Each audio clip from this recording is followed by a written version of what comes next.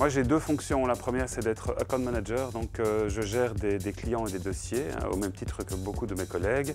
Et j'ai une spécificité, c'est que je suis copywriter. Donc, je suis rédacteur pour l'ensemble des clients. Donc, toutes les demandes en termes de contenu, que ce soit print, web, enfin, quelle que soit la forme, même audiovisuelle, ben, je prête ma collaboration à mes collègues pour la gestion des clients. Et il y a plusieurs éléments, ou plusieurs choses en tout cas, qui m'ont particulièrement marqué lors de cette formation. Je pense que la première, c'est le fait que la créativité est quelque chose qui se prépare, qui s'anticipe, c'est quelque chose qui se construit, contrairement à ce qu'on pourrait imaginer, qu'il y a des méthodes derrière tout ça, on en a vu quelques-unes. Et ensuite, le fait que la créativité est accessible à tous. Il suffit justement d'appliquer certaines méthodologies et qu'on peut surtout être créatif à tout moment de la journée, même quand cela n'est pas nécessaire. Alors c'est extrêmement important puisque dans notre métier, on doit à tout moment proposer des solutions qui soient créatives. C'est le principe même d'une agence de communication. En tout cas, c'est un des principes fondamentaux, c'est d'être créatif, d'être originaux, d'être percutant, comme on dit souvent. Et là, grâce à cette formation, on a appris un certain nombre de techniques, de réflexes pour pouvoir justement proposer des choses qui soient différentes d'un sujet et d'un dossier à l'autre.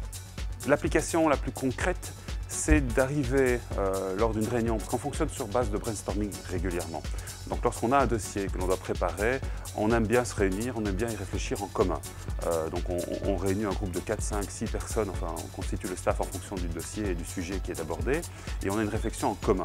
Il y a toujours un leader, donc quelqu'un qui amène le projet, quelqu'un qui arrive avec le dossier et qui est en quelque sorte l'organisateur de ce brainstorming, qui reste un brainstorming made in cible, mais largement influencé par la formation que nous avons eue dans son organisation et dans sa structure. L'élément le plus important, c'était d'arriver, donc le porteur de projet arrive avec une question, une vraie question qui permet justement à chacun des participants de rebondir et d'apporter son élément créatif. Et cette formulation de la question est sans doute l'un des éléments les plus percutants.